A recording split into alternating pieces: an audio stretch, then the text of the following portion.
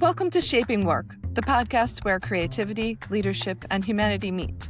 I'm Jill Barrett. This season, we've been exploring what it really takes to lead through change, from how we steady ourselves, to how we build trust, to what happens when reality pushes back on the work we care about. And this conversation turns to something more personal and a little harder to see: what we're actually leading from. In high-pressure environments, leaders spend their time managing systems, projects, and people. But underneath all of that is another system, one that shapes how clearly we think, how we respond to stress, and how long we can sustain the work we're doing. It's not something most of us were taught to understand, and yet it's influencing everything. Today, I'm joined by Josh Bowie and Dr. Divyen Patel of Your Genetic Wellness. Together, they're working at the intersection of biology, data, and lived experience, helping people make sense of how their own system operates and what becomes possible when they start paying attention to it. This one asks a different kind of question, not just how you lead, but what's shaping the leader in the first place. Josh, Divyen, it's so good to be with you today. I've really been looking forward to our conversation. Thank you so much, Joe. Thank you. Thank you for having us, Jill. I think there's something important here that a lot of leaders are starting to see, but don't quite have language for yet. So I'm glad we're exploring it together. I'm just going to do a quick introduction. Josh Bowie is the SVP of Strategy and Insights at Your Genetic Wellness, where he focuses on how complex biological data actually translates into everyday life. Josh, you really sit at the intersection of insight and behavior, helping people make sense of what can otherwise feel pretty abstract. Awesome. Thank you. And Dr. Divyen Patel is the research director at Your Genetic Wellness and founder of Genome Explorations, with decades of experience in genomics and clinical research. Divyen, your work has really been about bringing rigor and clarity to a space that can easily get ahead of itself. Thank you for everything that you've been doing in your career so far. Thank you, Jill. It's been quite a wonderful ride. I bet. Well, maybe we can start here. Josh, before we get into the science for leaders, what shifted for you personally that made this work feel meaningful or necessary? There's a lot of life that's happening in a leadership role and working with so many other leaders and just individuals. It can be even outside of career, professionally, just family, etc. There's just been this visibility gap that I like to describe it, where there's like on one end, there's feeling okay, and then there's like actually doing well and thriving. And for me, it's a lot of questions that surfaced for me and in others and communities that I'm in. A lot of questions that we're just trying to attack and understand it. So there's just this gap in trying to get a better understanding. And it put me on this path to really get closer, immerse myself in this space so that I can be my best self, so that I can show up not only for myself, for those that I work with day to day, but also the community and family, of course. That shift I became even more passionate about. I've always been curious, but just seeing that there is an opportunity there to help make a positive impact, 360 degrees, that's what really has driven me to find myself in the space. I know you've been exploring your own biology for some time now. I've always appreciated our early conversations about it. I'm not surprised to see that you're with Your Genetic Wellness right now, bringing this to the masses. Yes, no, definitely. It's very exciting. I love it, just inside and out. I find myself thumbing through so much research and applying it and just having great conversations with individuals like yourself and work alongside Dr. Patel here. And Dr. Patel, you've spent your career at the forefront of genomics. What drew you from clinical and research settings into applying this work to everyday life? Yeah, so it's been a fantastic journey, right? I'm like trying to actually apply a technology that was brand new when I started this, right? I mean, nobody really knew anything about genomics in the late 90s, early 2000s. And so it's quite amazing to actually, first of all, utilize this technology for serious diseases, right, that we just didn't have an understanding on. So we started off with pediatric cancers, have moved on to adult cancers. We have then started applying this same technology to things like Alzheimer's, diabetes, schizophrenia, name it, any disease that you can think of, and how to actually better understand that disease and then ultimately provide better treatments. Recently, we worked with the DoD for a traumatic brain injury test, which we've actually developed now. So it's a blood-based biomarker test that'll tell you whether you have TBI or not. What that has led to now is a accumulation of a lot of data that I can now take and apply it for these types of direct-to-consumer products that are beneficial to individuals as well as, and it's more proactive. That's the idea. In our last conversation, we were talking about what leadership looks like when there's real pressure, particularly in the architecture, engineering, and construction industry, which is experiencing labor shortages, tight timelines always, and risk is always on the line. We do spend a lot of time talking about the systems that leaders are responsible for, rightfully so. We spend a lot less time talking about the system the leader is operating from. So I'm curious how you both think about that, the human body as part of leadership itself. Now, I'll dive in and say that, as leaders, there's a lot of constant optimizing that's happening, whether it's with your teams, you name it, just across the board within organizations and even within yourselves. You're trying to show up the best that you can. You have goals, it's all around, and there's a constant chase or effort that's happening. Sometimes, as much as you want to show up in a certain way, you feel that you might be lacking a little bit in question mark surface, but you push through. A lot of times we operate as leaders. It's kind of like a black box. And as you continue to push through, it becomes challenging. You hit a wall, you experience burnout. And so with that, it's not so much of a lack of discipline, but it's a lack of data that people aren't aware of. And this is what I was referring to a little earlier in our conversation, this visibility gap. And so that data is what we like to refer to as actionable biology. And it's really tapping into that to have an understanding. If you want to show up and you're doing all the things that, hey, my neighbor, my coworker may say that they're doing, this diet, this is activity, the challenge becomes people ask themselves, well, why isn't that working for me? And so there's that visibility gap. There's an opportunity that we work toward the research, products, explanations, education we're doing here to help bring that to the forefront so that people understand it is a personal endeavor, a personal journey that you have to take, but it becomes more effective through the awareness that you receive. In the past, we've always thought that there are certain individuals that are just geared up towards being leaders and will function. What we're finding is that, in fact, you have a lot of genetics that can also help you understand how you're a leader and then also understand how to make that to the best of your advantages, right? By pre-knowing what you're predisposed to, you can actually avoid those pitfalls. At least from genome explorations, we worked with the C-suite to try and understand, basically if we can help them with things like, what medications will work for them, what types of exercises they need to be doing and things like that. So we've done that in the past, but very haphazardly. Through this genetic wellness company, we can actually address that a lot more vigorously. That's so exciting. So, how much of how someone handles pressure is actually within their control versus shaped by predisposition? I mean, I think that's the big question that people are asking. And of course, as a leadership development firm, we are always helping leaders grow in what they have the most control over.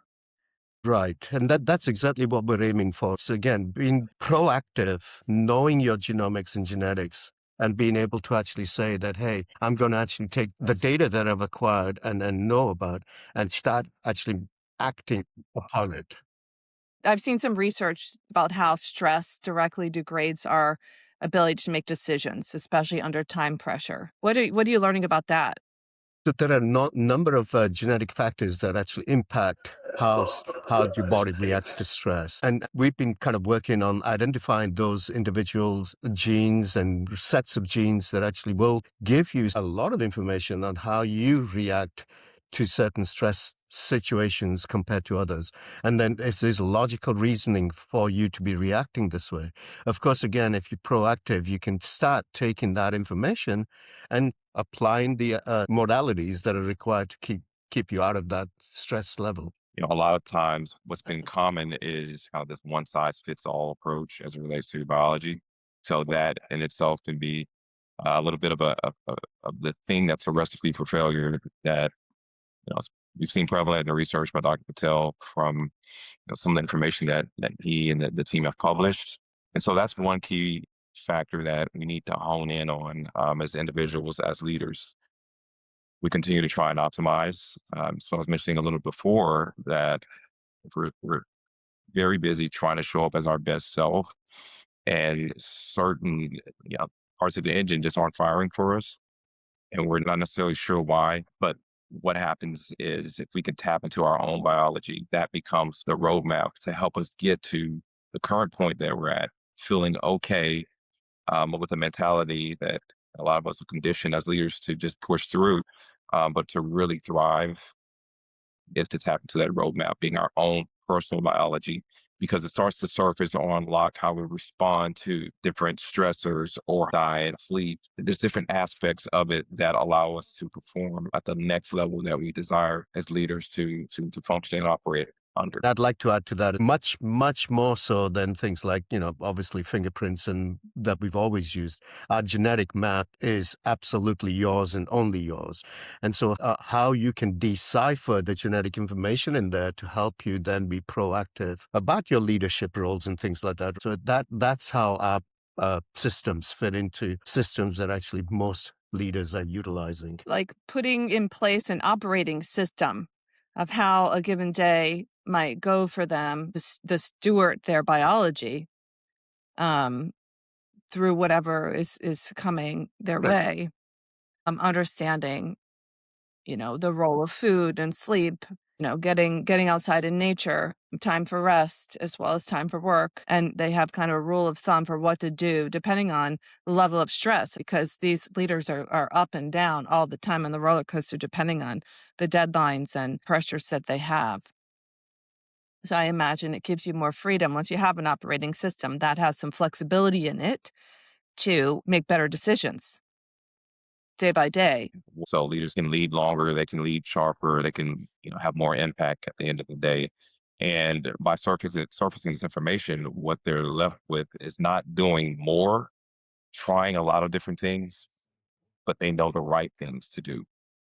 Leaders are busy as it is, trying to manage all sorts of aspects of their life, both professionally and personally, but at the same time, with a strong desire to show up, perform at a level where they feel that they're able to make the impact they're wanting to make. But they get to focus and narrow that in on very specific things because they become more aware of their own biology, how they respond to certain stressors, et cetera. That can help quickly get them to that desirable place for them as a high performing leader. Now, where does this become dangerous if it's misunderstood or misapplied? There's been thousands of studies that have gone into forming these assays that we're forming. We've got an AI function added to these assays as well. So hopefully we get to a stage where there's minimal misunderstanding of this information. Now, if it's utilized the wrong way, i.e. you're putting together a panel that's just no research has been really done on it, then that can be bad. So there's a considerable amount of rigor that goes into the research, gets developed, and ensuring also that it aligns with what's helpful for clinicians. So we're trying to bridge that gap between the individual and the clinician to have very productive, meaningful conversations, not just for someone to take this in itself and provide a path only for them.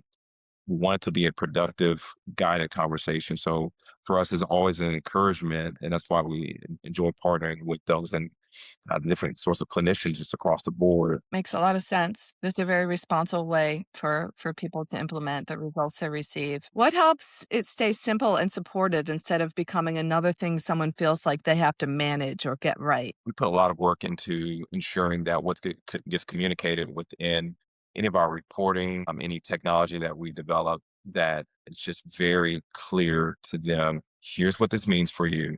and it's very practical steps that you can take that aligns with a person's day to day, whether it's a leader or those that are supportive of you as a leader, or you supporting other leaders as well.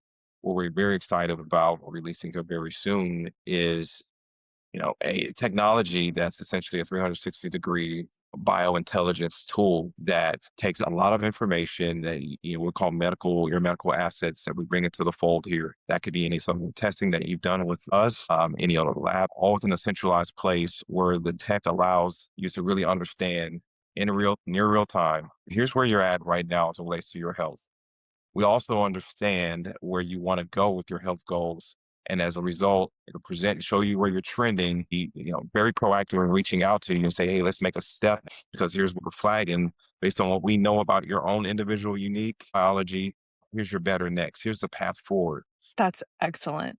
It reminds me of my other favorite piece of research when it comes to nutrigenomics and brain health, talking about how individuals have different responses to different nutrients, and really is supporting this whole idea of, for instance, precision nutrition, which I think is very applicable. I mean, at the office and out at events, you're always hanging out with everyone else, eating very similar foods, going to a same type of meal at a restaurant, and your colleague is having a completely different effect than you are from eating the same food. We do have a lot of broad recommendations being made right now for us as leaders in terms of what we should and shouldn't eat. So there have been a number of good studies that have actually been, and we've dealt with this as well in our company in Genome Explorations. So these general broad recommendations are based on population studies without any indication of what the individual is going to be impacted by this. So to your point, Jill, yeah, absolutely. The way that one individual reacts to a particular type of nourishment or meal is completely different to what a certain other individual would do. We've cited 2 studies for this particular area of leadership, but in reality, these are culminations of multiple different studies that we've been not only focused on understanding, but also then implementing those in a way that can be utilized to help you understand how the nutrition you take in is impacted based on your genetic makeup and only based on that, as opposed to the general broad recommendations. Seems to be moving in the direction of individualization, or this precision understanding of what it is that we uniquely need in the workplace, whether it's a frontline worker or an executive, instead of these across the board policies for employees. Obviously, they don't recommend food to eat, but we're talking about the 40-day work week, for instance. How many hours a day somebody's supposed to be working, how many hours a week somebody's expected to work. I don't think it will ever be ethical for an HR department to get into the weeds of somebody's genetic data. However, the understanding that we are all different is a critical innovation. What do you think about that? So my thought is that it'll definitely be something that becomes embraced, and it's something to watch as you see which companies really leap forward when they start nurturing, investing, adopting this level of thought for not the company just itself, but for everyone that helps to make up the company. I'd like to also add that you mentioned individualized treatments and precision. Well, that's how this technology started. So initially we were using genome-wide studies, looking at 2.7 million data points to 3.2 billion data points, and that initially was started to generate what we create, precision medicine, so that no 2 individuals got the same treatment, knowing now that their genetic makeup for that disease is somewhat different. So we started off precision medicine, and now what we're doing is applying that same approach, same genome-wide studies, 2.7 to 3.2 billion different tests, to understand and how to apply that for things like wellness, nutritional value, for all of those kind of things. So it's been quite an interesting transformation from just where it started to where it's going, and it's going a long way. And it's probably going to be going a long way in a shorter amount of time right now. Looking at sort of research, leaders want to show up. At the end of the day, they want to leave some sort of a legacy within their company in the time that they've been there, impacting the people, their associates that are there. But they can't do it in a way that's running on empty or running on fumes, so to speak. So for us, it's not all about just pushing people as we've been doing as leaders to grind through our biology, what we try to bring and work where this demand is growing at a considerable rate is to partner with your biology to help you and companies show up and make meaningful impact. It's a different vibe altogether when you move from pushing to partnering. And it's Absolutely. absolutely more sustainable. The people are demanding it. People are demanding that they're not pushed, and people want to have sovereignty, agency over their leadership, their jobs. So if someone listening is thinking, this might be for me, what's the simplest way they'd begin? We're trying to solve the challenges, the questions. We're trying to help people to stop guessing and start navigating as it relates to their health. As you mentioned just a minute ago, that demand is growing, it's increasing. Yourgeneticwellness.com is a great place to start just to get a little bit of information. You have individuals like Dr. Patel with our team that are writing white papers, insightful information, articles regularly, and placing that out there to help educate, get people just more familiar with it.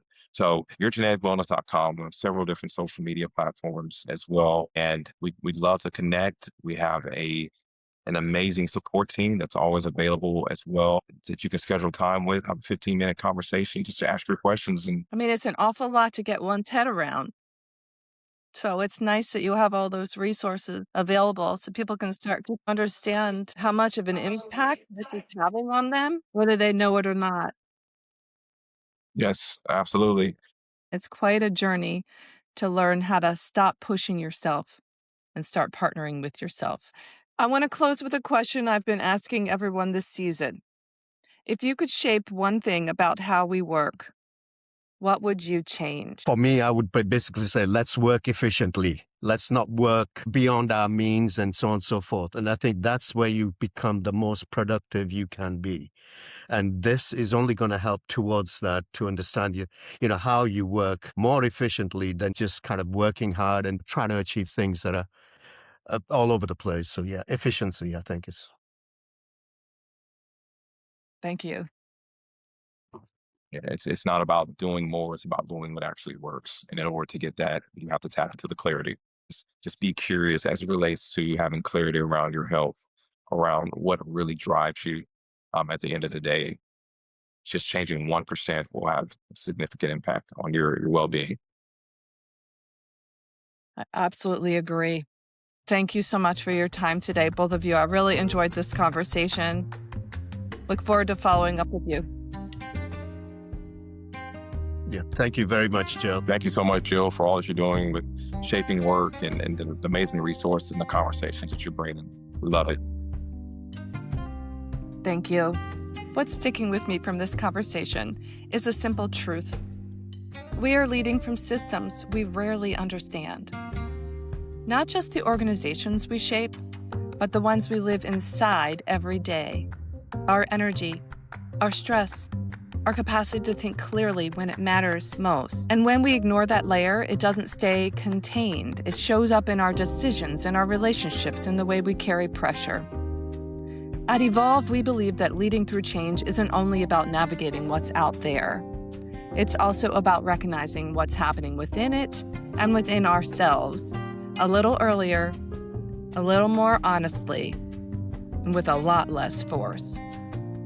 Hey, thanks for being part of this conversation. If it shifted something for you, even slightly, stay with that. It's probably pointing to something worth paying attention to.